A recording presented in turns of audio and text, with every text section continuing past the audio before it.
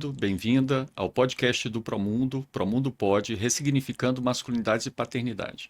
E hoje temos uma convidada, muito carinho por você, há 20 anos trabalhando na área da primeira infância, né? Ivânia, que é doutora em Psicologia Clínica e Cultura pela Universidade de Brasília e especialista em Justiça da Infância e Juventude pela Universidade de Gênova. Eu nem vou continuar o currículo, acho que ele vai surgir durante a nossa conversa, Ivânia, porque senão eu vou ter que ficar aqui meia hora, né, de todos os seus trabalhos, né, na frente parlamentar, no Marco Legal da Primeira Infância, no Pacto pela Primeira Infância, na Rede Nacional da Primeira Infância. Então, eu acho que o nosso ouvinte vai conseguir entender mais toda a sua trajetória ao longo desse bate-papo nosso, e é um orgulho e um prazer enorme estar aqui com você, Ivânia, nesse nosso podcast falando sobre masculinidades e paternidades, mas que claramente, né, tem uma interface fortíssima com as questões da primeira infância. Então, eu queria começar, Ivânia, você dando suas boas-vindas e podendo falar um pouco da sua expectativa também, do que você vem trabalhando e o seu histórico. Bom dia. É uma grande honra estar aqui. Realmente, assim, é uma das coisas boas da gente trabalhar nessa área é conhecer pessoas realmente com a consciência como você, né, Miguel? Assim, e o trabalho do Promundo que eu considero realmente muito estratégico. Então, poder hoje conversar aqui com calma vai ser um privilégio para mim também. E essa parceria eu acho que pode ter, assim, realmente essa mudança estrutural que nosso país precisa e o mundo.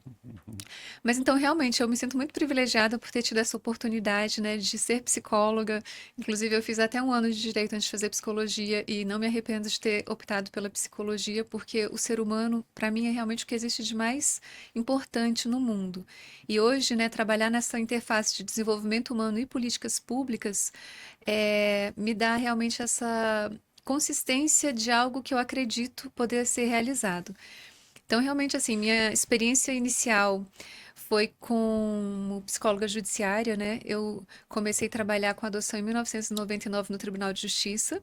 Tive uma grande sorte de ter uma equipe com uma gestora muito realmente assim motivadora e a gente conseguiu criar o pré-natal da adoção, que foi um dos Que primeiros. incrível essa iniciativa, né? Eu estava lendo sobre ela e até hoje tem uma repercussão enorme, né? Sim, porque ele já foi esse embrião do que hoje, né, está acontecendo a partir do Pacto Nacional pela Primeira Infância, de humanizar o judiciário, de trazer realmente essa visão do papel da justiça junto com os outros atores como promotora de condições de exercício dos direitos, né, de filiação, de paternidade e Uhum, maternidade, não só como aplicação da lei fria. uhum, Então, a adoção antes era quase buscar um documento na vara da infância e virou uma preparação psicológica, né? uhum, Um apoio para a formação desse vínculo tão estruturante de ser pai e mãe. Então, eu até depois dessa experiência tentei fazer meu doutorado para sistematizar, né, como foi esse processo, mas na época não foi possível porque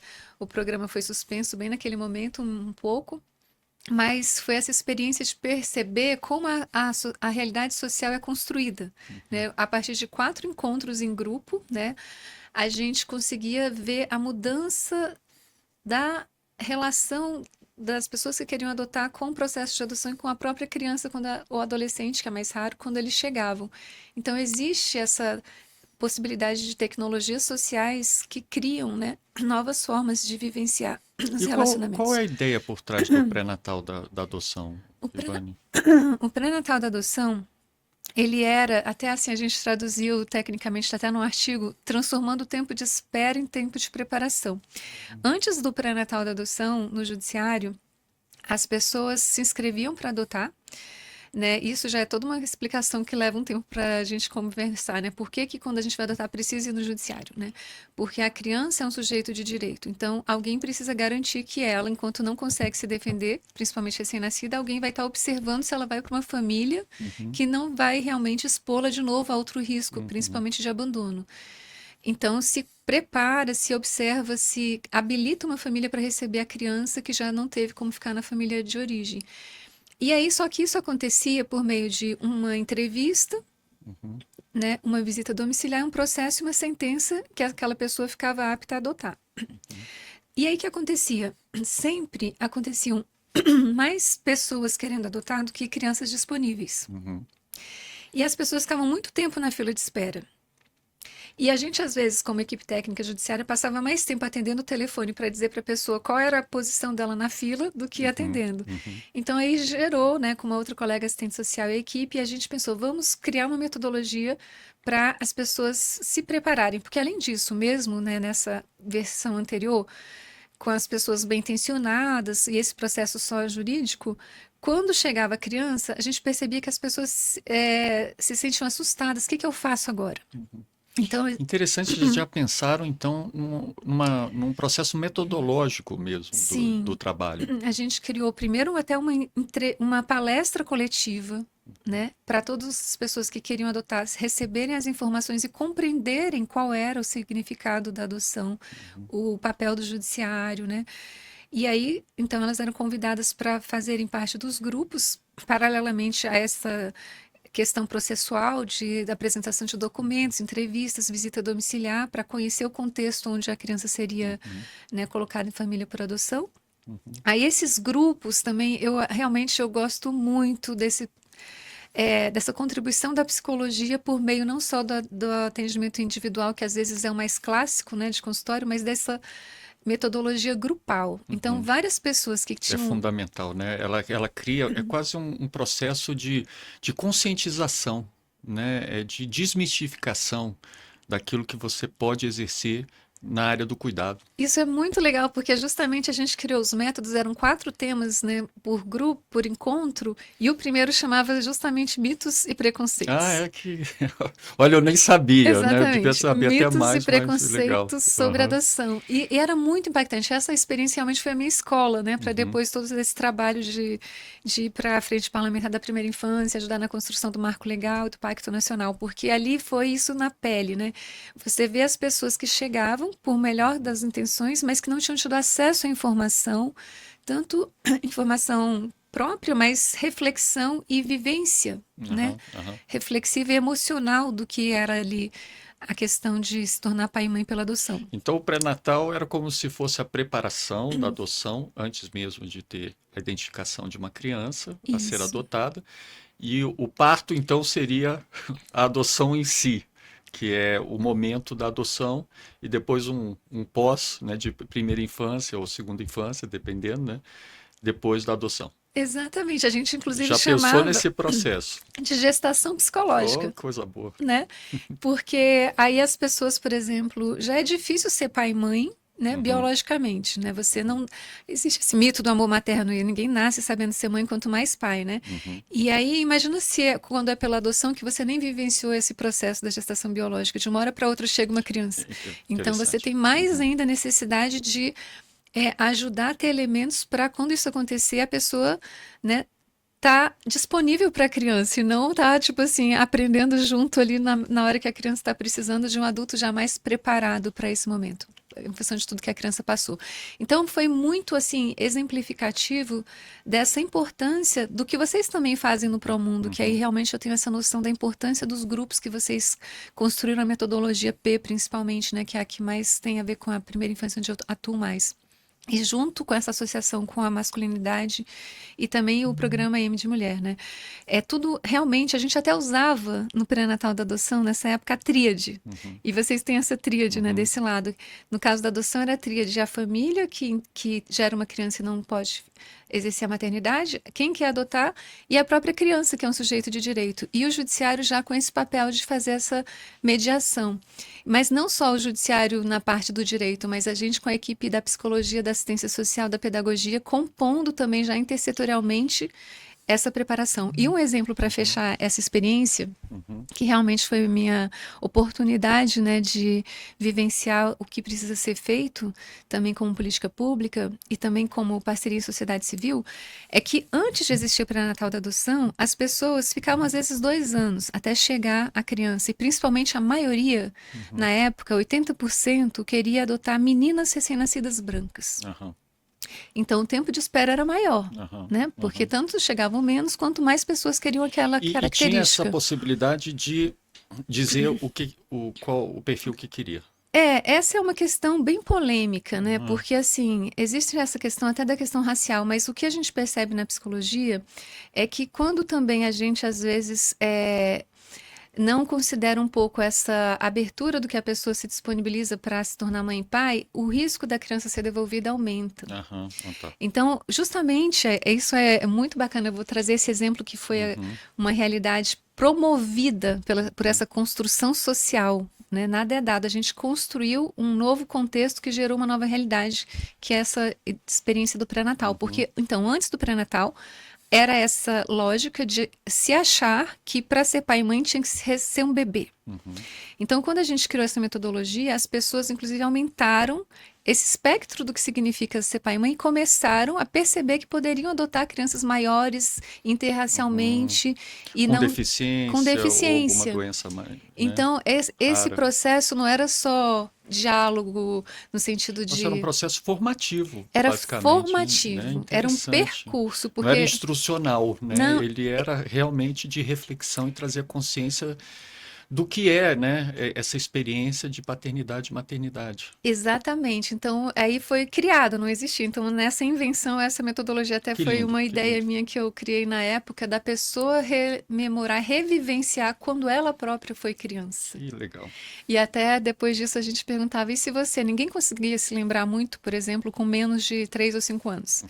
E aí a gente perguntava, e se você tivesse perdido seus pais com 3 e 5 anos? Né? Então, essa oportunidade da pessoa se colocar no lugar da criança que precisa de uma família. Você não poderia mais ter uma família porque você tinha 3 e 5 anos? Porque na época, 2000, né, que esse programa foi criado, era essa a realidade. Crianças de 3 e 5 anos em diante já tinham dificuldades de serem, né, desejadas por quem buscava adoção. E aí as pessoas saíam desse grupo e mudavam esse perfil. Então, essa Até influenciando vivência... outras e outros, né? Que tenham Sim, interesse, dando sim. testemunhos e podendo ser referência nesse processo. Então, essa realmente é uma experiência que se falou, né? Eu Incrível. mesmo nunca tive uma oportunidade de explicar nessa esse preliminar de entrar no pacto, no marco legal da primeira infância, que foi essa vivência do pré-natal da adoção, de construí-lo desde 2000, porque então, antes de ter essa gestação psicológica por meio desse grupo, né, que à época era o nome pré-natal da adoção, a pessoa ficava esperando. Mas aí quando a gente chegava, o grande dia, né, chegou, né? O seu filho vem aqui, iam conhecer. Aí as pessoas que estavam muito ansiosas há 2 anos esperando, elas chegavam e assim, como se olhasse assim, chegou, o que que eu faço agora? Né? Porque não tinha tido essa oportunidade. E aí, depois do pré-natal, aí a gente chamava e a pessoa, meu filho chegou, Que, minha filha então, chegou. que lindo, lindo, Então, é lindo. realmente, você imagina para a Nossa, fiquei até própria emocionado criança. agora. Sim, Que é muito coisa emocionante, é muito impressionante. poderoso esse papel dos grupos reflexivos e Uhum. formativos, né? Parece o momento que eu vi meu filho, né, na barriga da Cláudia, né, naquele Exatamente. momento do... E imagina para a criança você ser recebida com esse realmente, né, esse olhar já de filho, não deixa eu ver se é você mesmo, quem é você, porque não teve esse processo prévio dessa Aham. Vira um gestação. olhar de amor, né, naquele Vira um momento olhar que que para a você... criança Isso, já é um attachment isso, diferenciado. entendi. Então teve todos os benefícios, né?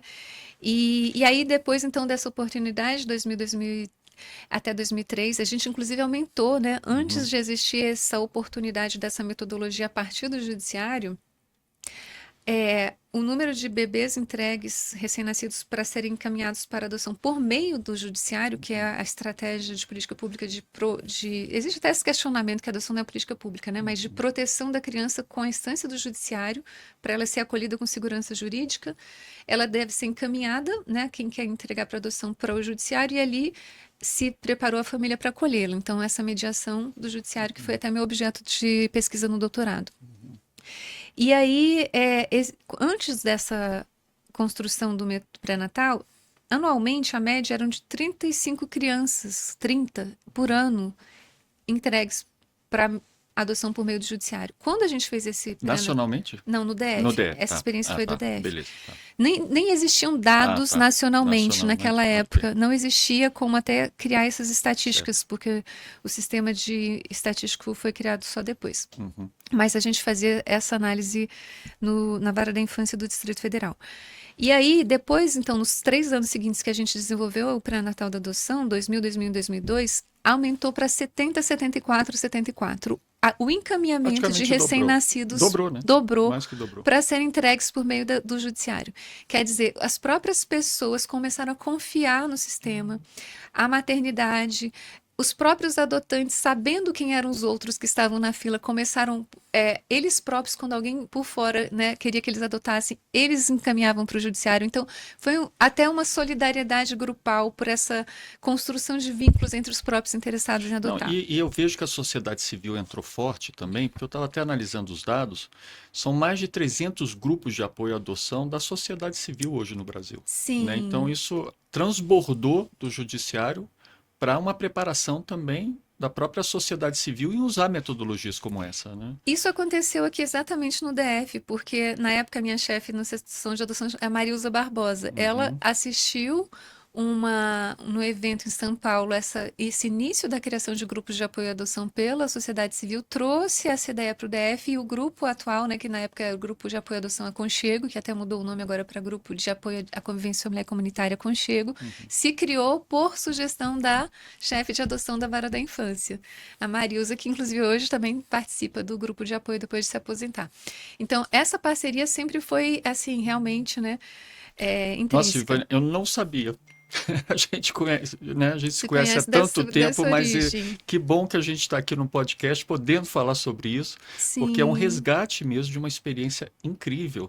E naquele momento, Ivânia, qual era a participação do homem? Assim, o que que você observou? Ótima Ou não pergunta. prestava muita atenção ainda nisso? O que que como é que você relembra um pouco, né, essa participação do homem? Ou era mais da mulher também naquele processo?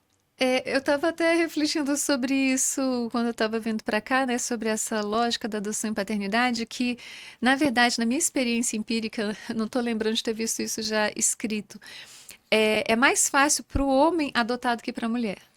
Por Olha, quê? que legal. Porque geralmente ali, eu não estou com os dados dessa relação de quem adotava era mais casal, mais solteiro, mas a maioria de solteiros eram mulheres que adotavam, a maioria eram casais, e existiam também já, né, demandas de adoções homossexuais, que aí eram mais homens, e a gente trabalhava também essa preparação, né, para a proteção da criança contra o preconceito social que as pessoas sofriam e a criança também precisava já ter essa proteção extra e já não existia nada dessa discriminação desde aquele tempo, graças a Deus, ali era muito baseado em estudo, né, o trabalho da Vara da Infância do DF.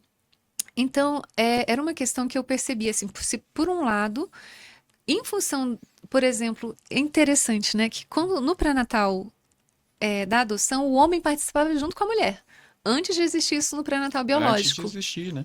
É incrível. Inclusive, assim, eu tenho uma colega, né, Será que não que foi usado até como base para se pensar isso no futuro, né? o pré-natal psicológico do Distrito Federal foi, porque a Alessandra Reis, que construiu o pré-natal psicológico no HMIB, nós trabalhamos juntas na Universidade Católica dando aula, ela soube do pré-natal da adoção e ela conta que foi a inspiração para ela criar o pré-natal psicológico na Ah, maternidade tá. e envolver os Aham, pais. aham.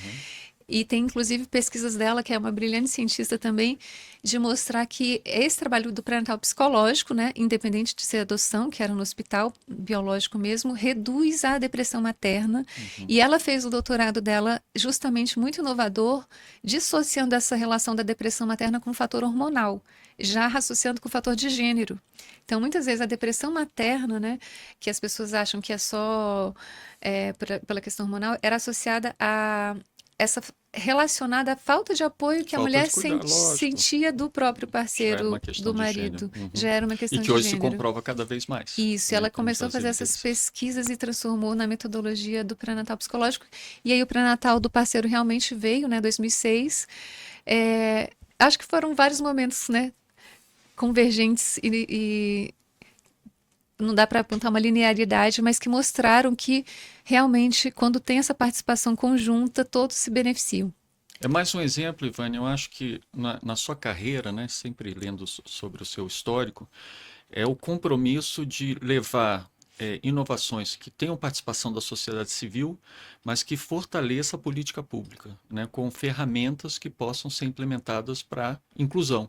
Né? Então, eu acho que você sempre teve esse pensamento, né? Nunca foi uma questão assim de fazer um projetinho piloto numa comunidade específica e ficar ali e dizer, nossa, que Uhum. experiência linda. Sempre foi o seu intuito trazer isso, né, dentro de um arcabouço muito maior. E que foi sua transição para a primeira infância. Você não ficou satisfeita só com a questão da adoção, né? Você quis ir para frente. Então, que oportunidade de poder contar essa história, né? Porque a gente nunca tem muito tempo de Incrível. conversar, mas aí o percurso foi realmente, eu me sinto muito feliz por essa história ter sido possível, porque eu me impactava muito na adoção com a falta de consideração da criança como sujeito de direitos. Uhum, Então, realmente, assim, a minha motivação maior, eu acho que é uma empatia pela criança, né? Como é ser criança no Brasil? E na adoção, até hoje, infelizmente, apesar de tantos trabalhos, existe um modelo muitas vezes adultocêntrico, né? Onde o interesse de quem quer adotar parece que é prioritário ah, tá. e não Uhum, existe o direito a adotar do adulto. Não existe o direito à adoção. E aí eu posso contar como isso foi a consequência depois de ter trabalhado ah, no pré-natal interessante da esse adoção. tema. É até, Existe o aham, direito à convivência familiar e comunitária, que caso não seja possível na família de origem ou extensa, em última hipótese é pela adoção. E é um direito da criança. E aí vem o nosso maravilhoso artigo 227, que tem a ver com isso que você falou, né? Esse artigo é muito feliz, né? Muito inspirado também internacionalmente na Convenção dos Direitos da Criança. É global. Acho que é interessante a gente contextualizar que o Brasil tem esse diálogo com o mundo, né? Foi todo esse movimento que o Brasil traduziu bem no artigo 227 da prioridade absoluta, que já fala família, Estado e sociedade. Então já é intrínseco, não tem como a gente cuidar. E outra coisa que me influenciou, né? O meu mestrado foi sobre semiótica pisciana, que parece que não tem nada a ver, mas ele já me mostrou filosoficamente a importância dessa tríade, né? uhum, Esse filósofo da linguagem, ele dizia que nada, nenhum significado é possível sem um mínimo de três elementos em interação. Então, eu sempre me guiei por esse três. E esse três tem família, sociedade, Estado. Se um falta, realmente as coisas não conseguem estar nesse direito integral. Mãe, pai e criança pode ser função parental, né? Não necessariamente exato. relacionado, mas na adoção também a criança, a família que quer adotar é a família que gerou. Então, sempre quando a gente traz esse mínimo de três elementos e alguém que precisa fazer esses três elementos se conversarem, eu acho que para mim isso é o que orienta meu papel como psicóloga, tanto no nível individual, familiar, grupal, político, Uhum, institucional. uhum, E aí veio, inclusive, então, nessa trajetória. À época, em 2003, criaram um projeto de lei, 1756-2003, com esse nome de ser a Lei de Adoção. E quando a gente lia esse projeto de lei, ele contradizia, no fundo, no artigo dos 23, porque ele tirava toda essa lógica da necessidade de habilitação prévia de quem quisesse. ah, tirava? Tirava, Ah, o projeto. Uhum, ele dizia que era para o interesse da criança, mas no fundo a motivação dele foi muito de adultos que achavam demorado o processo de adoção. Mas como não ser demorado, né? de Porque novo, sobre a lógica do direito do adulto e não da exatamente, criança. né? E quando você fala o direito à adoção, você no fundo também corre o risco de é, vitimizar mais ainda as famílias em situação de pobreza, que muitas vezes se acha que elas não ficam com o filho porque não querem, mas é porque elas não conseguem cuidar nem delas mesmas, né? Uhum, É um uhum, ciclo do abandono, onde a última violação dessas famílias é não conseguirem nem ter o direito a serem pais e mães do próprio filho. E existe existia mais ainda, agora se melhorou, né? É uma demonização dessas famílias e da própria mãe que entregava como uma mãe ruim. E aí depois teve um grande livro, Mãe Abandonada, né? Um ciclo de abandono. Então, a necessidade de fortalecer as políticas públicas de apoio às famílias e não simplesmente achar que a solução era tirar as lógico, crianças e lógico. colocar em famílias ricas que necessariamente seriam melhores. Uhum, E psicologicamente a gente percebe o impacto para quem é adotado, de simplesmente parecer que nada aconteceu e agora, por melhor que você seja, quem me adotou, existe uma parte da minha história que tem a ver com essa outra família. uhum, Então, essa integração nesse projeto de lei tinha um artigo que autorizava, por exemplo, uma mulher autorizar, tipo assim, você vai na maternidade de uma cidade do interior, pega uma autorização e fica com o filho da pessoa, sem ninguém ouvi-la, sem entender a motivação, sem ver se outro familiar da gestante também poderia manter a criança na família de origem.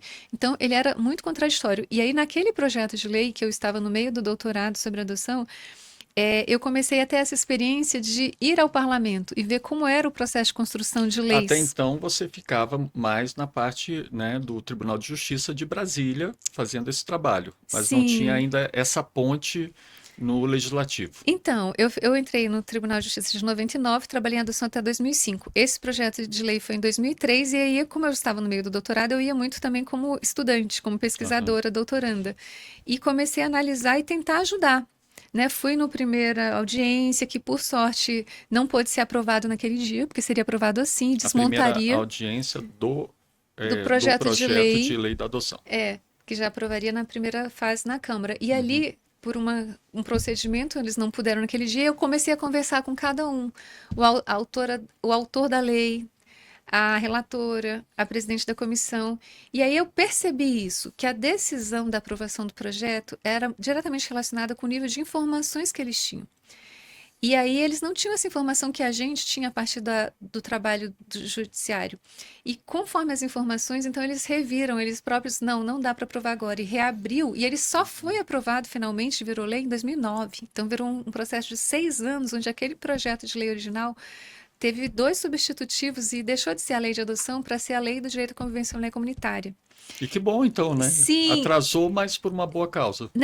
na verdade, é o tempo necessário para construir tudo que faltava ali. E ali nesse projeto, então, foi a oportunidade, inclusive, de institucionalizar como obrigatória a preparação para adoção, Uhum. que foi viável também a partir dessas Que experiências que a gente teve com o legal. pré-natal da adoção, e a gente aprendeu muito com o Tribunal de Justiça do Rio Grande do Sul também. A Silvia Nabinger foi uma grande especialista que ajudou sempre, né, a equipe técnica do DF, que criou essas inovações também. Então, aí disso tudo ficou claro, e aí foi depois, né, que eu, em 2013, fui cedida do Tribunal de Justiça para trabalhar com a Frente Parlamentar da Primeira Infância. Mas nesse percurso no judiciário, eu acho importante falar porque às vezes a primeira infância ela era muito vinculada ao executivo, sociedade civil e legislativo, e o judiciário era muito distante. Uhum. E aí, só que a gente das equipes técnicas tem essa clareza que não é distante. Uhum. Então, após ter ficado 5 anos na adoção, na vara da infância, eu tive também uma grande oportunidade na vida que faz sentido muito para mim estar aqui, que aí eu fui a primeira psicóloga do Brasil praticamente a trabalhar com a criação da Lei Maria da Penha. Então a lei foi criada, né, em setembro de 2006. Agosto, aliás, acho que 11 de agosto de 2006, né, a Lei 11.343, e se criou então a Vara de Violência Doméstica e Uhum. Familiar contra a Mulher do DJDFT, e eu fui trabalhar nela. Então, a gente criou metodologias que não existiam.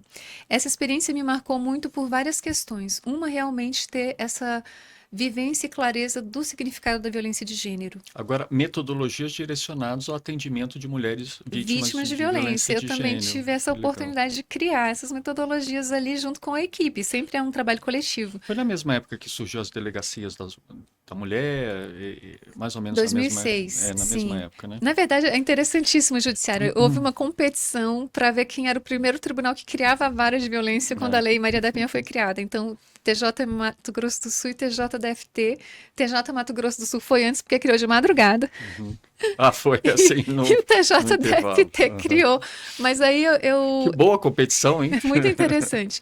Mas qual foi a experiência interessante nessa lógica do que a gente está falando, né? De tecnologias de humanização, porque é assim que eu vejo, né? Paternidade, Eu também acho. masculinidade, Eu acho primeira que tudo que a infância. gente trabalha, né, Ivânia, é dentro de uma orientação de humanizar o serviço. Exatamente. Isso é que falta, né? Porque a gente tem a plataforma de direitos, mas falta a humanização do serviço. Por isso Mas, esses temas são tão importantes. mas aí a gente não tinha tanto essa plataforma de direitos. Então, É. isso eu me sinto muito feliz por ter Ah, tido a isso, tinha uma oportunidade. constituição de direitos, mas não tinha realmente ali a coisa esmiuçada. Tivemos. E assim, e para mim, o que mais me marcou da experiência com a Lei Maria da Penha é o poder da lei. Assim, como psicóloga, e eu acho muito interessante a gente olhar a lei como algo que não é só do direito e do operador do direito, né? Mas é do psicólogo, é do assistente social, é do cidadão. Cada um realmente, a lei é de todos. E aí o olhar, pelo menos na minha vivência, de um psicólogo sobre a lei, me deu mais clareza naquela época que eu fiz um mestrado sobre o papel da linguagem, então como a linguagem constrói a realidade, como a lei é essa linguagem, porque no artigo da Lei Maria da Penha, que definia os 5 tipos de violência, eu vivi isso na pele. O homem chegava e falava assim, mas eu não sou violento, eu não bati. Uhum. Então não existia Que nos nossos grupos, até hoje, grupos de homens e pais que a gente faz em várias comunidades, em vários serviços, eles vêm com essa impressão. Tanto é que nós temos um dia para explicar o que que é os tipos de violência que existem, né?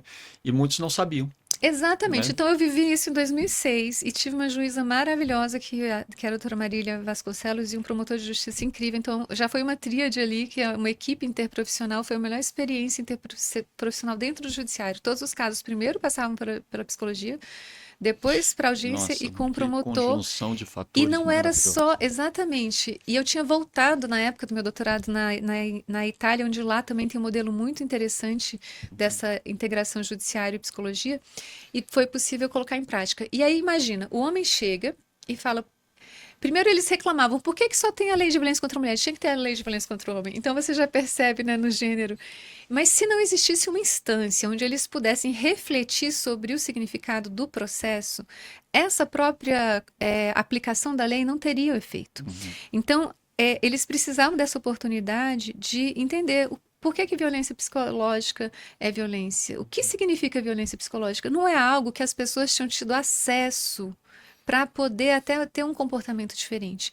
Então, eu fiquei muito impressionada com esse poder da lei de tornar visível coisas que as pessoas não entendiam e aí, por consequência, agiam de uma forma é, né, sem conhecimento de causa e não se E responsabilizavam. com desdobramentos que você pode, a partir daí, oferecer metodologias em função da lei.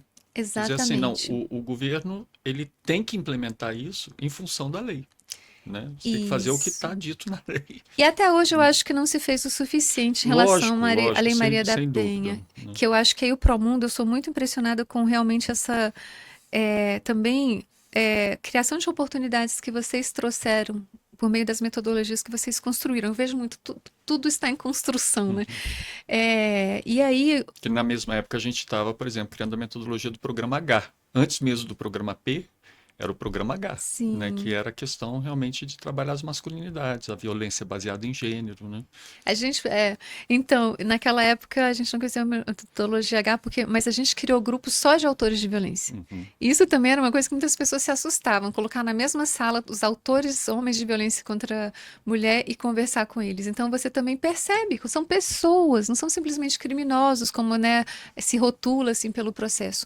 Então eu vejo essa usina de produção de subjetividade a partir dessas instituições, né, que têm que aplicar a lei, mas com esse olhar do que está por trás dessas penas, desses crimes, que são seres humanos e que agem com base no acesso ou não à formação humana que eles tiveram.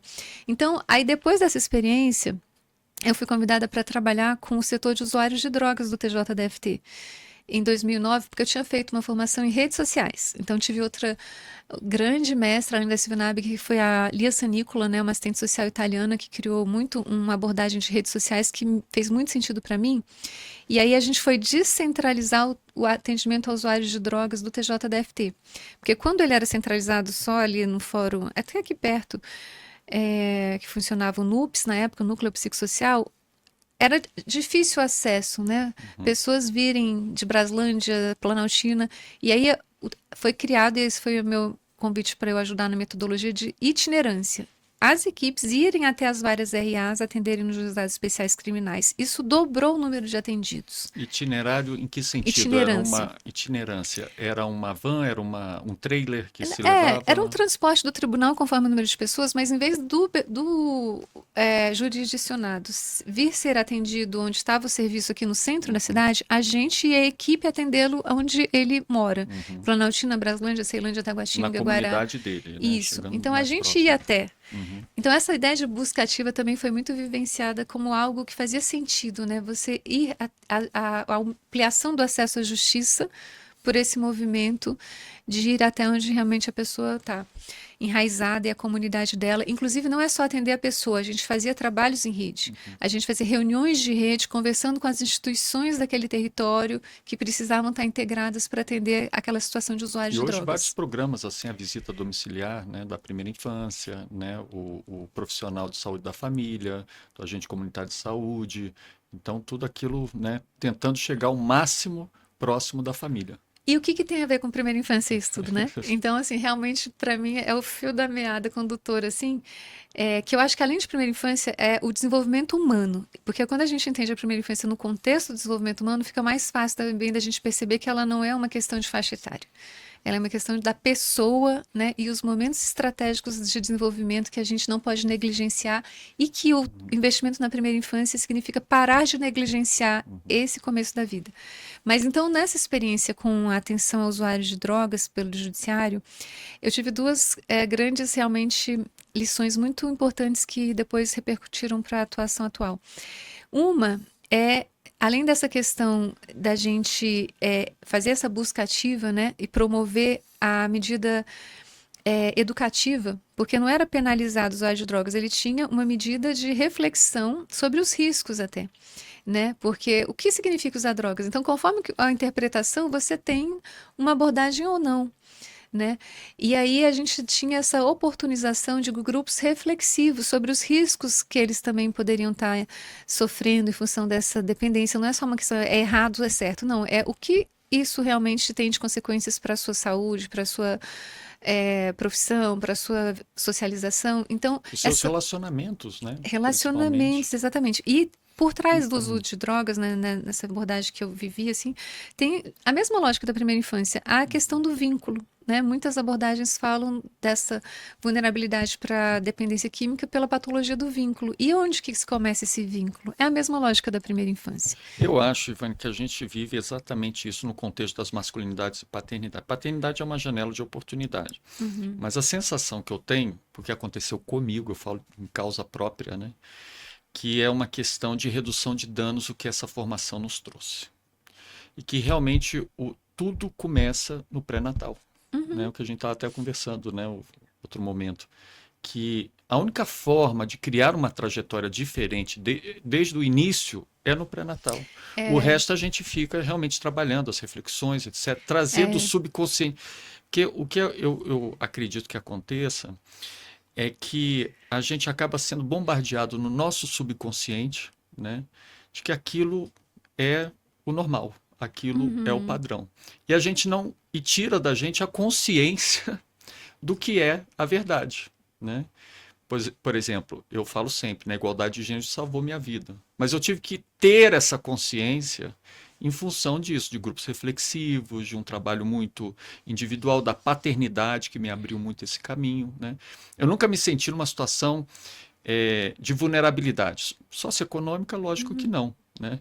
Mas nessa situação da formação machista, aí eu ficava uhum, lembrando, gente, quando eu era adolescente, né, fazia bullying, falava sobre essas mesmas coisas, forçava um padrão que estava no meu subconsciente, eu tinha que atingir o seu subconsciente, mas nunca com um amigo a gente conversava isso no nível consciente. De dizer exatamente. assim, por que a gente faz isso, né?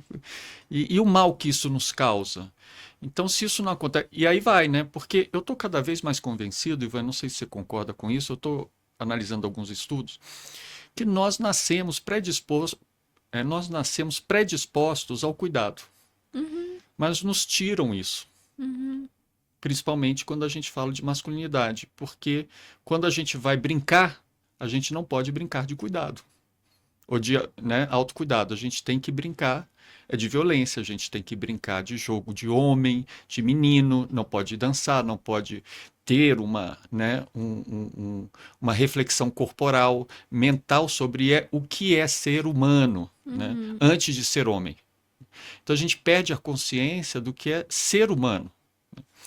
E aí eu acho que toda essa nossa trajetória, e a sua eu fico assim, boquiaberto, né? Porque quando você fala do pré-natal, da adoção, eu acho que é exatamente isso, né? Como é que a gente consegue, desde o início, fazer, porque depois o resto é redução de dano. Então você chegou no ponto. Aí é justamente a minha trajetória de tipo assim, chega, vou realmente agora fazer o que muda isso, é essa noção que eu Interessante. Você comecei a. estava vendo aqui, aqui, aqui, já tinha o Sim, pré-natal ali da adoção, e você falou, e a pô, tem alguma sens... coisa aqui. Não, e a sensação traduzindo era de enxugar gelo. É, Então, realmente, no TJ eu fiquei de 99 a 2013, e aí a conclusão é assim, gente, a gente está chega num nível que a única né, alternativa é redução de danos. E eu ficava, nossa, essa pessoa merecia ter sido atendida antes de chegar nesse ponto. Uhum. Então, a gente também, como profissional, se sente muito, muito assim, frustrado, porque você percebe que essa pessoa merecia um direito de verdade, não só uma redução de danos, né? E por que que essa política pública e essa família, essa sociedade não chegou antes? Né? E a gente fazia a tal da inclusão perversa, só começa a ser visto como sujeito de direitos depois desse sofrimento, dessa violação, dessa judicialização. Então, nesse momento aí eu, né, tive esse contato especial com a construção do Marco Legal da Primeira Infância e foi um seminário que mudou minha vida, né? É o primeiro internacional em 2013 e a partir de então eu fui nesse processo de ser cedida para me dedicar exclusivamente a O isso. seminário internacional era sobre o marco legal? Não. Foi na Câmara dos Deputados em Ah, tá. 2013, a Você primeira fez um seminário lá iniciativa, no 16, Congresso. 17, 18 de 2013 na Câmara, com 15 países, realmente, eu tive a oportunidade de conhecer a Alessandra Schneider, também indicada pela Silvia Nabiger, que me, né, divulgou um dia anterior, por sorte eu estava de licença de capacitação, e fui, passei 3 dias. E aí tudo que eu acreditava fez sentido. Que é essa lógica, desde que eu escolhi psicologia em vez de direito, dessa lógica de cuidar do ser humano realmente. E foi tão, assim, incrível para mim aquele evento, além de conceitual e científico e político. Ele tinha a última apresentação feita pela prefeita da cidade onde meu pai nasceu, que foi o primeira infância melhor PIN rural do mundo, que estava até na BBC de Londres em inglês, e ela era vizinha do meu pai. E a mãe dela comadre da minha avó. E aí ela mostra o vídeo da pessoa, e eu nem sabia Bacana. disso, e ela fala esse monte onde a pessoa, a visitadora domiciliar tá indo fazer a visita, era da sua avó. Aí eu falei, gente, Nossa, tudo fez se conecta sentido. sempre essa coisa muito pessoal, né? É um trabalho interessante, a gente se conecta às questões de direitos humanos e do ser humano, mas a gente se conecta também como indivíduo, né? Porque a gente É. faz essa retrospectiva, né? Da nossa vida, da vida da nossa família. Isso que é interessante nesse trabalho. É porque o nosso trabalho, né, que nós trabalhamos com tecnologia humana, ser humano. Nem sei se a palavra é tecnologia, porque parece que para ter valor a gente tem É, que encaixar o humano nessa lógica, né, do é. mercado e das máquinas. Eu acho que o humano precisa estar acima e é Uhum, complexo. Mas essa visão é refletida, não são metodologias improvisadas, né? Nesse uhum. sentido de tecnologia, de ter fundamentos, princípios, avaliações. E que possam ser replicadas, né? Para que Isso. tenha uma transformação maior também. Mas isso, então, eu acho que quando a gente trabalha na área do humano, nós somos os instrumentos de trabalho. Uhum, Então, é a nossa subjetividade que é um instrumento de trabalho. E aí é a nossa história, as nossas vivências, né, as nossas dores e as nossas oportunidades. Então, por exemplo, eu tive uma grande oportunidade na vida, que eu acho que eu tive, que é o que faz realmente assim essa motivação para também querer que outros tenham essa oportunidade. Eu tive um pai muito bom. uhum, uhum. Assim, o meu pai, Um pai inclusive, cuidador. não, e que, além de cuidador, ele me valorizava. Sabe aquele pai que olha você nos olhos e te dá Uhum, valor? Eu acho que é isso que eu gostaria que fortalecer a multiplicação do promundo, da paternidade, das crianças terem pais preparados para entender o valor dos seus filhos e filhas. Eu acho que essa é a melhor coisa, a melhor necessidade que uma criança precisa. E como a gente já falou, né? A mãe já tem, às vezes, mais essa oportunidade cultural de estar disponível para essa com vinculação. certeza. Não, você vê essa situação, né? Vamos supor que um pai ou uma mãe chegue para uma criança de 3 anos e diga o seguinte, só essa frase: menino não chora. É.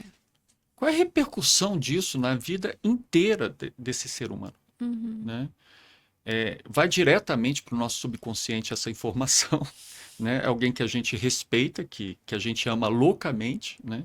E que aquilo vai realmente percorrer toda a nossa trajetória de vida, né?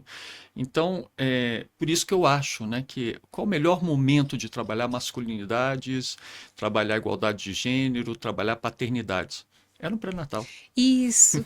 Então, aí a gente pensa, por que que isso não acontece ainda, né? É. Então, assim, já tem há anos, né? A gente está 20 anos, 10 anos, mais específico, o marco legal, e as coisas estão lentas.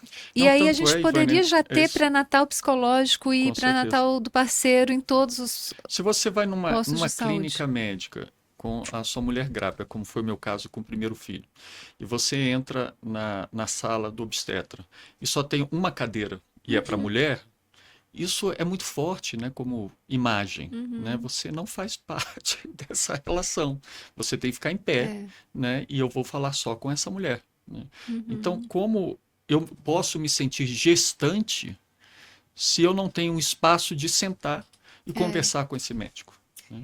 Então, isso realmente é um dado muito simbólico que eu acho que, paralelamente a ele, a outra coisa que é chocante, eu acho, sinceramente, um crime, é também o tempo de licença paternidade Exato. de 5 dias, Lógico, é né? isso mesmo. Se a gente, enquanto país, diz para um homem, nasceu seu filho, você tem 5 dias, e às vezes, né, se a sexta já perdeu sábado e domingo, e a mulher tem 4 meses, você já está dizendo para ele, você não tem que cuidar. Uhum.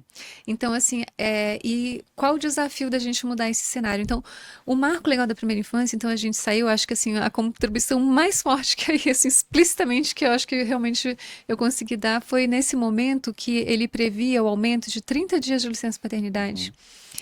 E teve uma resistência, o marco legal foi um milagre, né? Porque foi um ano, né, de Copa do Mundo e mudança de legislatura, e a gente conseguiu aprovar por unanimidade e o texto ser construído com a escuta ampla da sociedade civil, dos parlamentares, 23 parlamentares terem tido a oportunidade de participar da formação do curso em Harvard, da comissão especial. Imagina você ter 50% de parlamentares que tiveram a oportunidade de passar uma semana refletindo sobre o tema, seminário internacional, seminários regionais, 2 audiências públicas.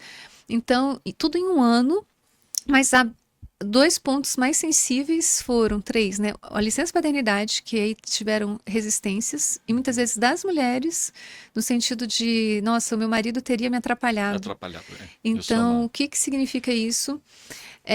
A inviabilidade de aumentar a licença maternidade, essa foi vetada, e a dificuldade de publicidade contra a criança, que também não era interesse das empresas, além de sala de amamentação.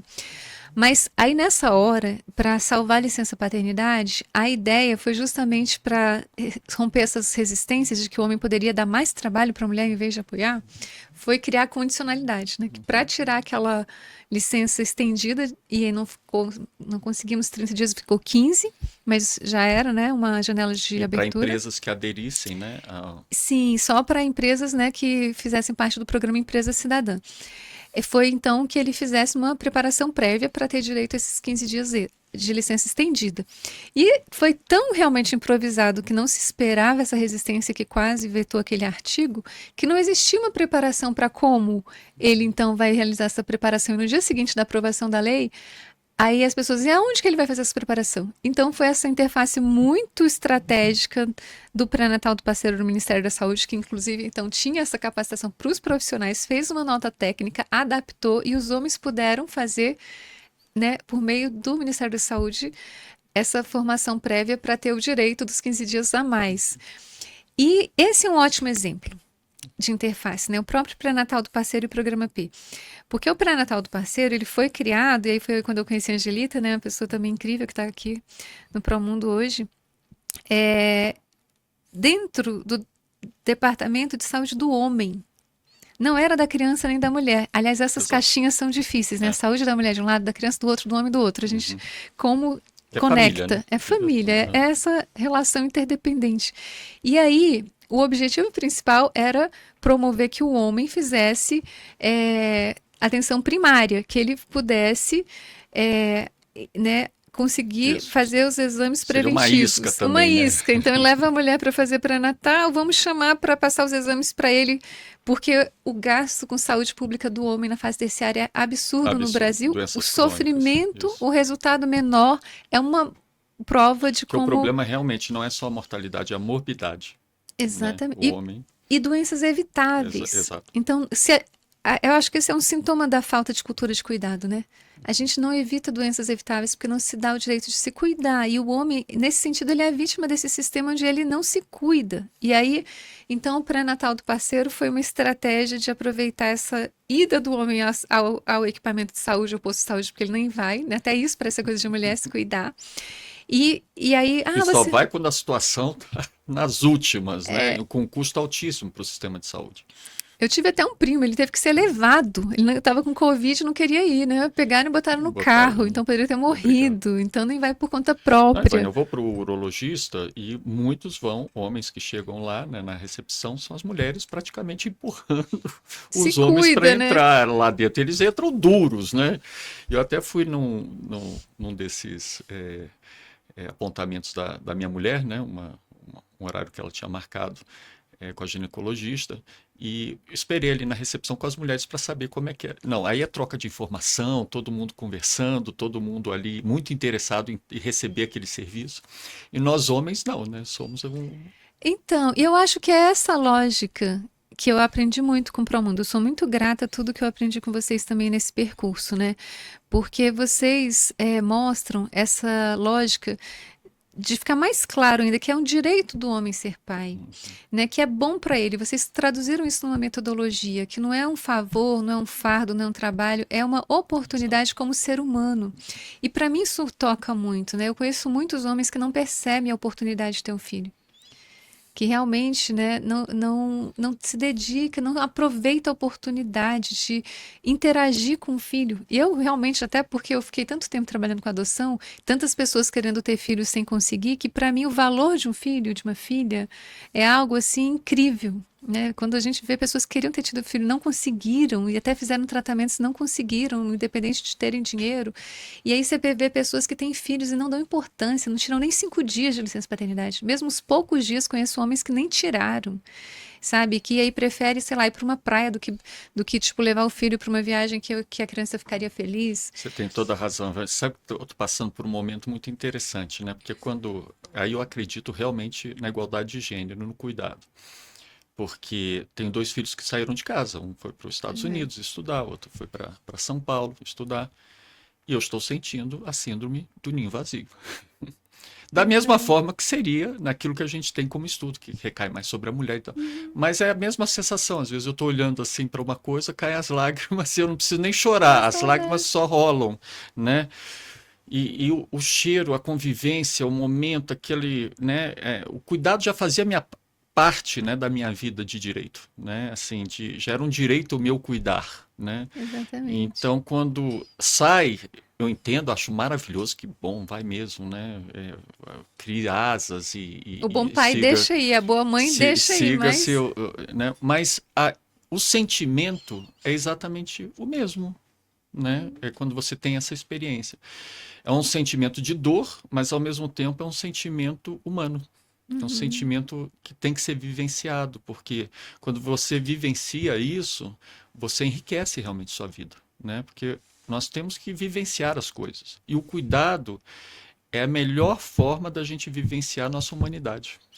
Pois é, o relacionamento humano, né? O ser humano é um Exato. ser de relação. E a relação com alguém gerado ou adotado, alguém nessa relação do que significa filho, pai, mãe, filha, porque também eu acho que essa lógica é importantíssima, né? Eu tenho refletido isso ultimamente, de falar em maternidade, paternidade, parentalidade, que é a superação do que significa criança, né? A família e essa relação de parentalidade transforma uma criança em filho e filha.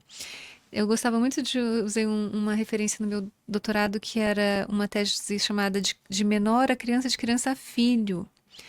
Não é só uma criança, criança é genérico, mas filho é quando tem essa relação instituída, que é o que a criança precisa, Uhum, né? De ter realmente esse vínculo estrutural, porque nenhum ser nasce tão dependente quanto uhum, o ser humano. Né? Os seres animais conseguem sobreviver até sozinhos em muitas situações. O bebê não consegue. uhum. Então, nós somos o ser de maior dependência. Então, a figura que exerce a maternidade e a paternidade são fundamentais para a sobrevivência. E aí você desenvolve o afeto. E mesmo pesquisas como macaco, por exemplo, já mostraram que mesmo entre o leite e o carinho, o próprio macaquinho prefere o carinho. Então, o afeto é uma necessidade humana, visceral. E aí precisa dessa figura que esteja disponível para ser essa figura materna e paterna como condição de sobrevivência, de formação. Eu acho que a criança se vê nos olhos da mãe e do pai. E, por outro lado, É muito importante esse trabalho, que eu acho que é o momento agora histórico que está nessa janela de oportunidade no Brasil, de aumentar a licença paternidade, que para o pai também, por mais que queira, ele estar disponível para essa vivência, ele precisa da colaboração do órgão empregador. Uhum. Então, precisamos de empresários que se percebam responsáveis por viabilizar a formação do ser humano nessa hora que alguém, um trabalhador, um empregado, uma empregada tem um filho e uma filha. Como compatibilizar trabalho e família? Eu acho que realmente essa descompatibilização e essa questão cultural de achar que trabalho é superior à família, Que é transtornos terríveis, né? transtornos que É. prejudicam o próprio E a trabalho, economia também a do própria país. economia. Exato, um custo altíssimo. Então, na verdade, assim, às vezes eu até assim, me inconforme em ouvir, tipo assim, intersetorialidade é uma utopia, intersetorialidade é muito difícil. Eu acho que intersetorialidade é o mais óbvio. Uhum. O que eu acho difícil é como a gente conseguiu fragmentar tanto, como a gente conseguiu desconectar tanto, como a gente não percebe que tudo tem a ver com tudo. Então, por exemplo, o Pacto Nacional pela Primeira Infância foi até isso, né? Perceber que o judiciário faz parte intrínseca, não era uma ilha distante. Agora, os tribunais de contas fazem parte intrínseca e as empresas fazem parte intrínseca. E parece, agora começaram. Mas, gente, E com o pacto sempre. a sociedade civil também entrando, a empresa entrando, né, Sim. num pacto pela primeira infância. A sociedade civil já era muito protagonista, né, junto com o governo. Acho que, assim, desde o CODIP, né, que aí a história do Promundo, eu sou muito fã de vocês, porque eu acho que a história da primeira infância no Brasil se confunde com o Promundo, né? Vocês estão ali desde essa origem do CODIP, o Comitê de Desenvolvimento Integral da Primeira Infância, criado pelo Fernando Henrique, com a Comunidade Solidária, que já começou com esse livro de intersetorialidade, que aí depois, né, Com derivou. planejamento estratégico, já definindo questões de rede, né, Já social. pensou? Poucas pessoas têm acesso a essa história tão importante. Eu acho que se a gente não respeita a história raiz, a gente perde tempo. A gente acha que tem que reinventar a roda e a gente, em vez de seguir para frente, fica igual Sísifo, refazendo e desconsiderando o trabalho bem feito, né, de tantos atores. Eu acho que a gente precisa também ter essa direito à história, né? Porque a gente nem tem mais tempo de perder gerações. Se a gente reinventa a roda, uma geração de primeira infância já ficou para trás de novo. Exato. Eu acho que isso é o que é mais triste, né? É um Que absurdo. mais preocupa. São vidas, por isso que eu já às vezes pareço ansiosa, né? Porque para mim realmente, enquanto a gente está aqui, quantas crianças, né, formaram quantos bilhões de sinapses, ou deixaram de formar, ou deixaram de se alimentar, ou sofreram violência. Então a gente não tem tempo a perder e precisamos nos respeitar todas essas construções históricas e que sem todos participarem, se respeitarem, a gente não avança. Agora, em relação a esse momento histórico, Ivânia, o marco legal da primeira infância, antes do marco legal, o que levou à discussão do marco legal foi a criação da Frente Parlamentar da Primeira Infância? Foi o próprio CODIP. Ah, foi o próprio CODIP.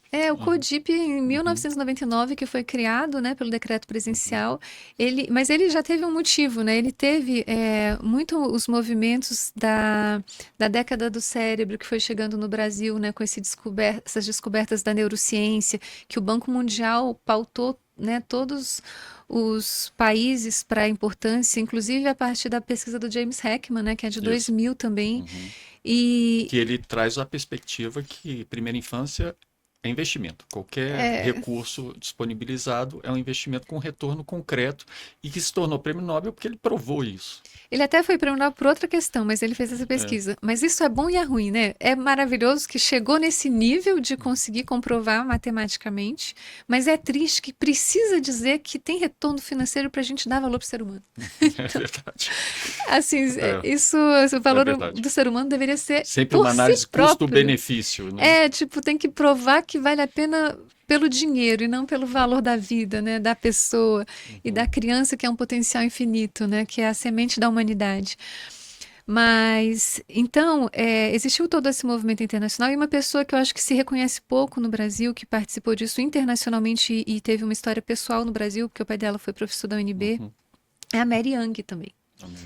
Então, a Mary Young, ela foi essa pessoa que foi diretora do Banco Mundial, que foi professora de primeira infância em Harvard, que foi de onde veio essa ideia também de construção do programa de liderança executiva em primeira infância em Harvard, que ela era professora lá, né? Conheceu Osmar Terra, que tanto foi coordenador do CODIP, enquanto coordenador do Comunidade Solidária com a Ruth Cardoso, em 99, nessa época, como foi quem criou a Frente Parlamentar da Primeira Infância, autor, promoveu essa participação, né, essa própria ideia com a Mary Young do curso em Harvard, onde Uhum. os primeiros participantes eram deputados, que viraram prefeitos, secretários.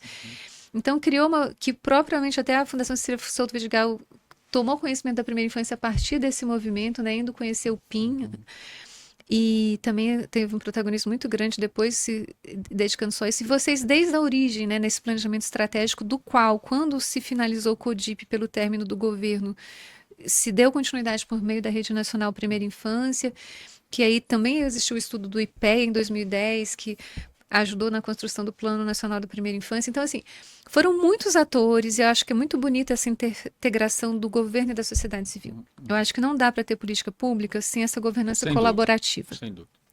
E aí eu acho que então a gente ainda precisa melhorar, e o Pacto Nacional pela Primeira Infância tentou fortalecer isso com mais instituições que se percebessem parte dessa responsabilidade compartilhada.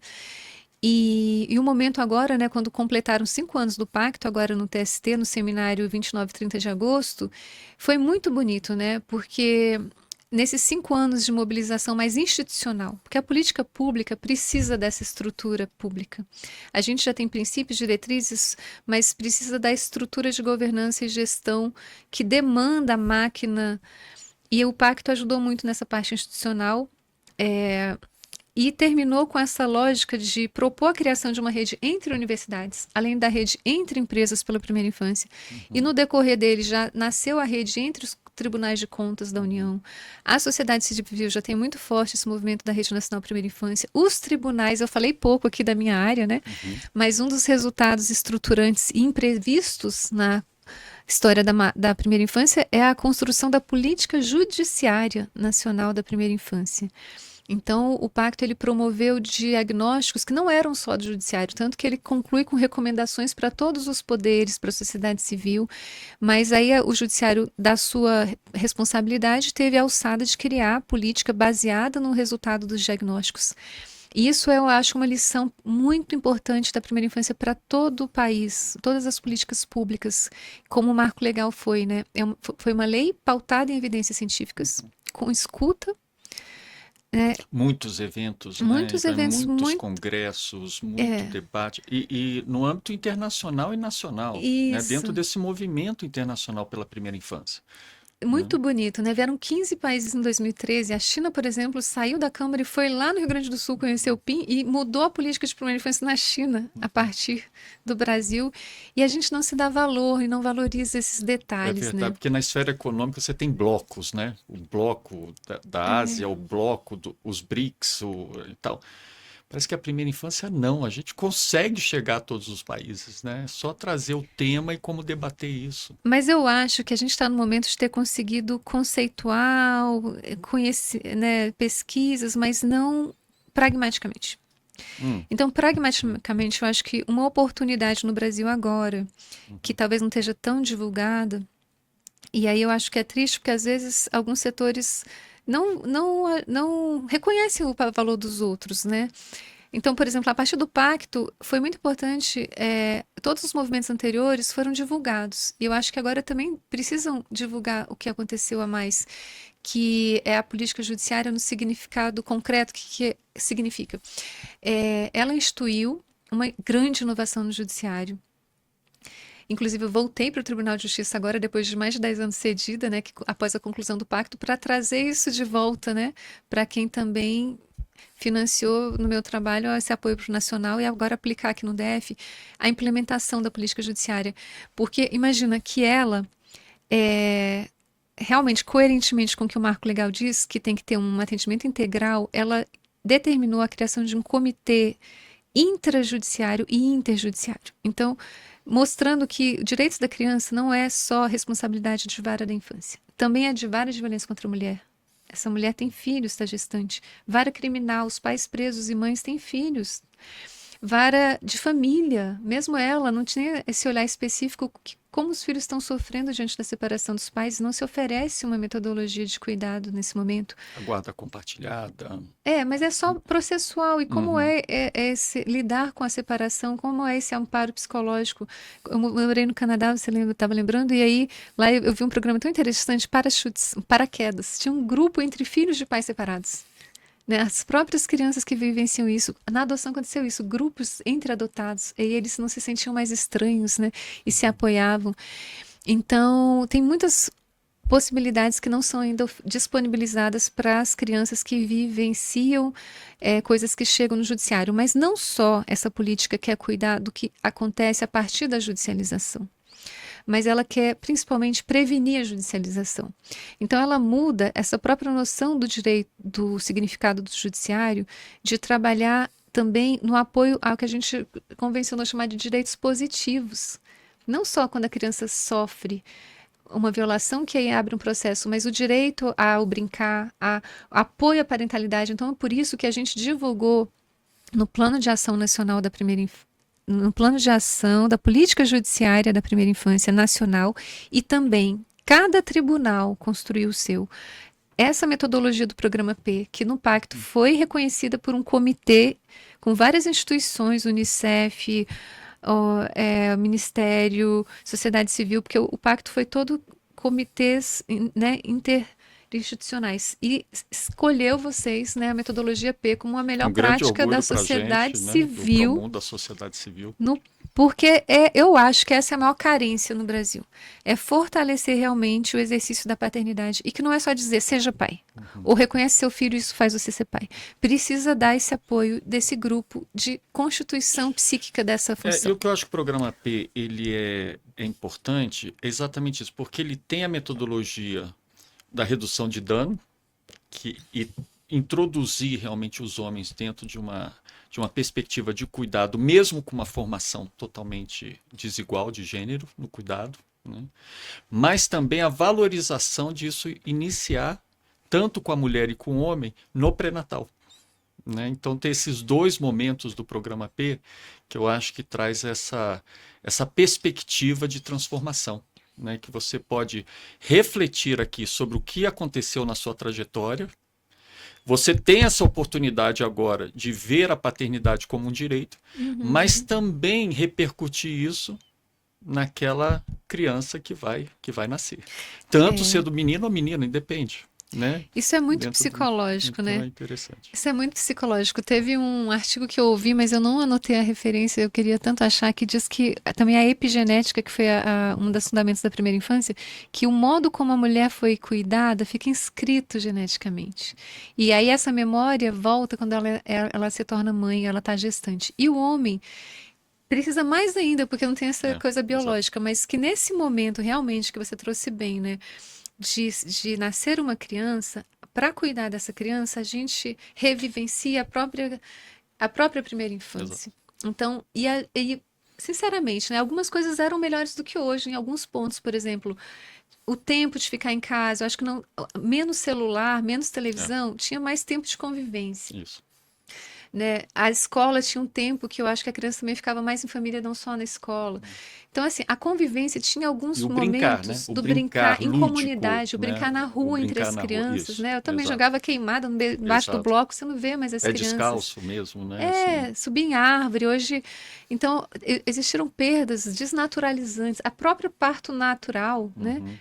Era mais frequente. Hoje se acha que é até melhor ser medicalizado, e a ciência mostra que a cesariana é um grande já direito roubado das mulheres, né? Quando não é necessário, por indicação médica, o parto natural é melhor para a mulher e para a criança, e às vezes também o interesse do médico está se sobrepondo. Então, tivemos perdas, né, humanas do que a ciência mostra que é importante. O próprio tempo de amamentação, a gente está ouvindo lugares que a creche está pedindo para a criança poder ser amamentada mais, porque estão tirando da amamentação para colocar na creche. E não se entende, né, qual o impacto disso para a lógica da formação humana. Mas, por outro lado, nós tivemos essa questão da licença paternidade poder aumentar e do homem poder ter mais essa oportunidade de vivenciar o papel de pai, que eu acho que isso realmente antes era mais difícil. Mas, Ivânia, você trouxe aí uma questão do intersetorial, né, do judiciário, e impressionante como esse movimento, né, que vem a partir do pacto, mas também a partir dos consensos, trouxeram hoje ainda brechas, né, mas espero que seja o padrão no futuro. Por exemplo, na questão dos presídios. Essa experiência, por exemplo, da brinquedoteca no presídio, ainda é uma brecha, né? Ainda é um início.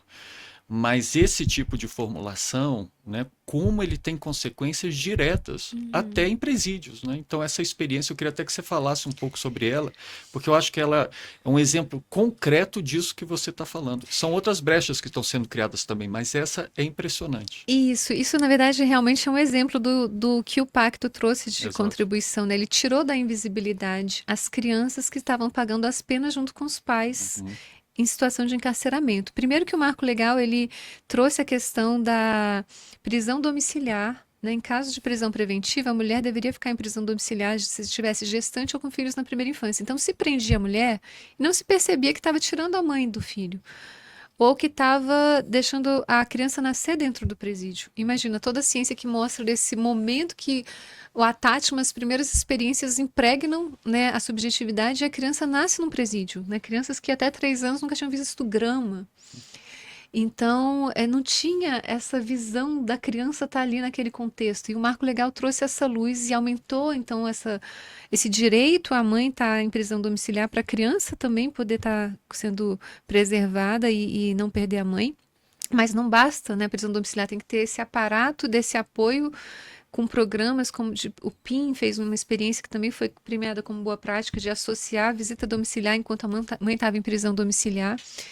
Porque sozinha essa mãe, né, para ela ter chegado a um ponto de ser presa, possivelmente já era uma rede frágil. Então tem que trazer a rede junto com a prisão domiciliar de apoio. E também mães solos, né? E tem essa questão, né? Como é o gênero nessas mães que são presas, que ficam mais abandonadas se são presas e etc. Mas aí, então, em relação foi feito um diagnóstico e o papel do homem também. Então, aqui teve o juiz, né? Fernando Chacha, do TJ Goiás, que já tinha criado o programa Amparando Filhos, tentando, né, fazer essa proteção dos filhos diante da prisão dos pais. E no pacto ele ampliou isso para o presídio masculino de Alexandria, que, gente, era, assim, apavorante, né? Antes, para a criança visitar o pai preso, a criança passava por revista íntima. Olha que violência institucional. E tinha que encontrar o pai dentro da cela. Imagina isso para uma criança em formação. E aí ele, né, construiu uma brinquedoteca ao lado. Então agora é o contrário. O pai passa por revista, né, e encontra a criança na brinquedoteca, no ambiente da criança, para ter essa convivência. Isso é tão impactante realmente. Por exemplo, você deu uma palestra, lembra, no CNJ, no Dia da Mulher, e transmitiu para esses homens desse presídio em Alexandria assistirem. Eles viram sua palestra sobre o cuidado, né? O cuidado desde dentro, né? Esse papel da masculinidade. Para dentro e para fora. Para dentro e para fora. Eles assistiram. Olha que oportunidade de esse homem, enquanto estava no presídio, com o tempo ali, poder ter a oportunidade de refletir sobre o que significa ele, para o filho dele, ele como pai. E ao cuidar desse filho, isso que eu acho, assim, psicologicamente muito poderoso, principalmente, como você falou, desde o pré-natal, ele tem a chance de cuidar dele próprio, que não foi cuidado quando ele era criança. É isso que a gente estava falando antes, né?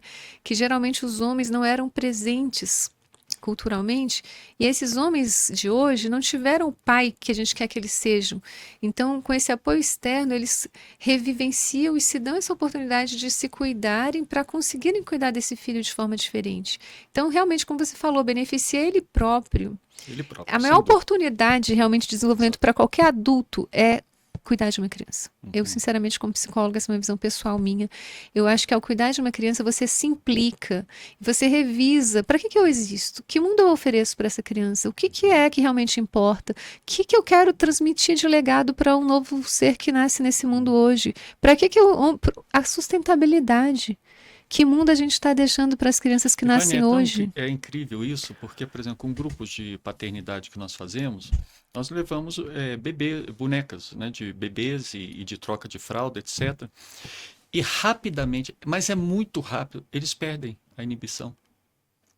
Isso a gente faz isso no pré-natal da adoção. A gente cria na nossa cabeça umas coisas, né?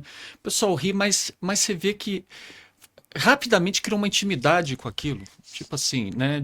E estamos falando de uma boneca, né? Estamos falando de papinha, estamos falando de comida, estamos falando de roupinha.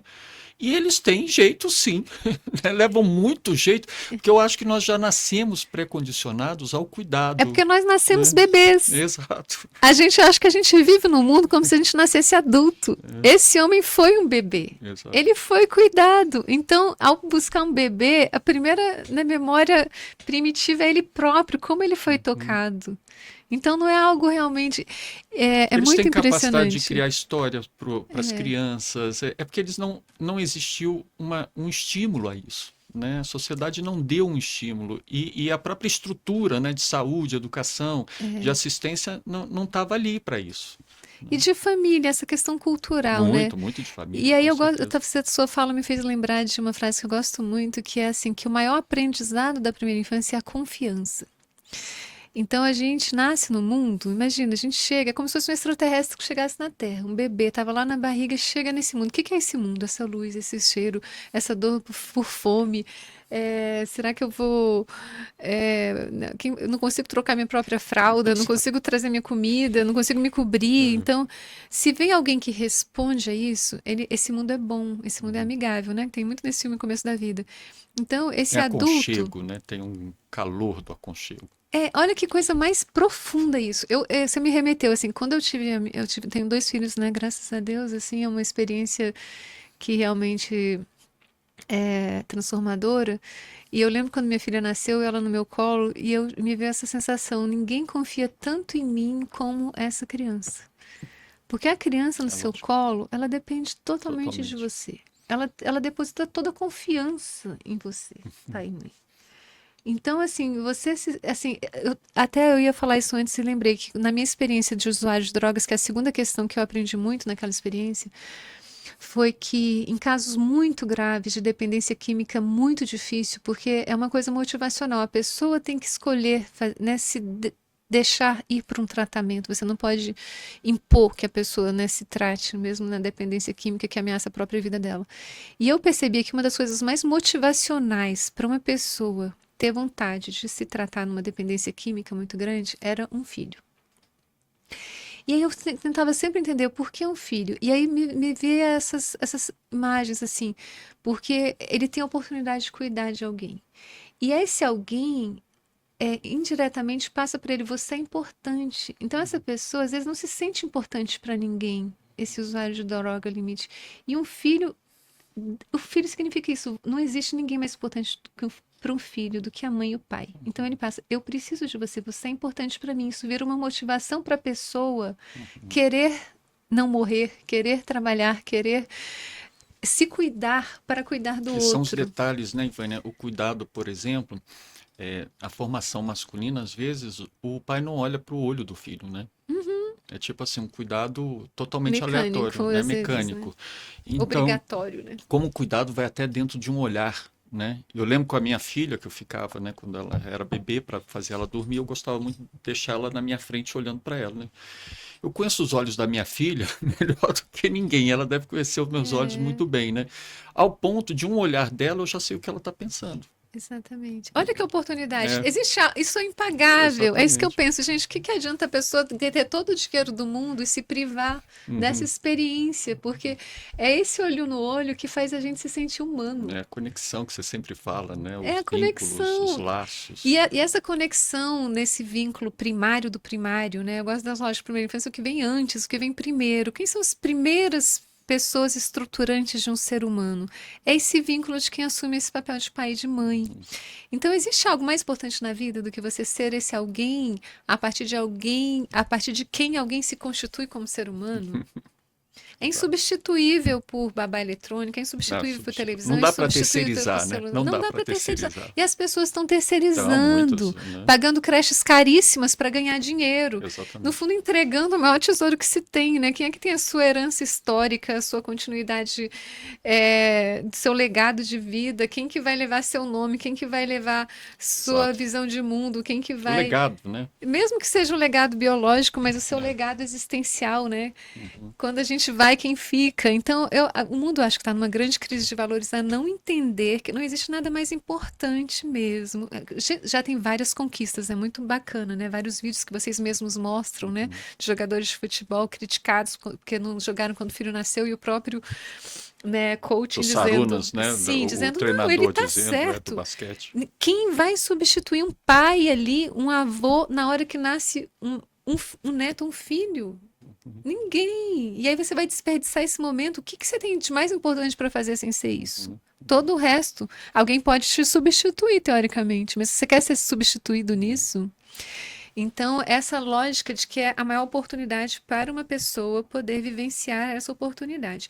E para além da biologia, né? A gente está falando de pai e filho, mas pode ser um sobrinho, qualquer criança que dê a oportunidade de você estabelecer vínculos e você permitir ser o mediador da humanidade para esse ser que precisa dessa mediação. E isso realmente vai se expandindo dessa lógica para a comunidade, para a sociedade, para a responsabilidade que aquele frase é muito interessante também, né? Que eu já vi iniciativa tanto da MSK e Tutolana também, que dizem, né, que todos os filhos dos outros também são nossa responsabilidade. Então, essa lógica também de que somos todos uma comunidade de seres humanos responsáveis uns pelos outros, não só pelos nossos próprios filhos biológicos, mas pelos filhos de todos. Precisamos Exato. que, né, uns cuidem dos filhos dos Cuidado outros. social, né? O cuidado com a coisa pública, o cuidado com o meio ambiente, aí repercute em tudo, né? Repercute absolutamente em tudo. Então, as consequências que nós estamos recebendo hoje vem muito do cuidado, da falta de cuidado que começa no pré-natal, né? Então, esse trabalho todo, essa sua trajetória, Ivânia, é incrível e a gente está acabando, né, essa conversa maravilhosa, Ivânia, que você possa vir outras vezes aqui, mas eu queria uma última provocação, né, que qual seria a sua utopia, então, em relação a esse processo de transformação, tanto da primeira infância, da adoção, de questões de presídio, judiciário, paternidades, masculinidades. Queria te deixar livre para uma última reflexão sobre a sua utopia. Uma utopia. Eu queria vários convites aqui, que é nessa política judiciária que realmente seja essa janela de oportunidade para a gente conectar o acesso a essa metodologia de oportunidade de ser pai, de ser mãe, de ser um homem livre do machismo, né? Porque vocês me marcaram muito com essa lógica de que a principal vítima do machismo é o próprio homem que se priva, né, dessas relações sem ser pela violência. Sem dúvida. Que a gente possa levar isso de fato, que a gente saia do papel por meio desses comitês que criaram os planos de ação em todo o Brasil para levar a oportunidade do homem que está preso poder realmente receber isso nesse momento e sair dali transformado. O menino no socioeducativo também já sair dali e as pessoas percebam que ele, além de ter uma inclusão produtiva, acesso a uma aprendizagem, ter o acesso a pensar que pai ele quer ser, que pai se ele já é, né? E a gente não reproduz esses abandonos, não desconecte mais, porque a primeira infância está no homem em todos os níveis, trabalhador, ou encarcerado, ou estudante, ou no socioeducativo, ou na instituição de acolhimento ali com 17 anos, que a primeira infância não é algo desconectado desse todo. E a gente aproveite a partir da primeira infância para todos terem a oportunidade de valorizar, né, esse papel de ser, além de cidadão, de ser filho, de ser pai, de ser mãe, de ser companheiro, de ser parceiro, de ser marido, de ser realmente ser humano nesses relacionamentos. Eu acho que a minha maior utopia é que o ser humano seja colocado em primeiro lugar. E esse ser humano que mais precisa é o que está mais novo ali no começo da vida. Obrigado, Ivânia. Foi um prazer estar aqui com você, né? Então, Igualmente. foi isso, gente. Esse termina o episódio aqui do nosso Promundo Pod, ressignificando masculinidades e paternidades. Tivemos aqui com Ivânia Guest, uma grande companheira de 20 anos aí pela causa da primeira infância. E até o próximo episódio.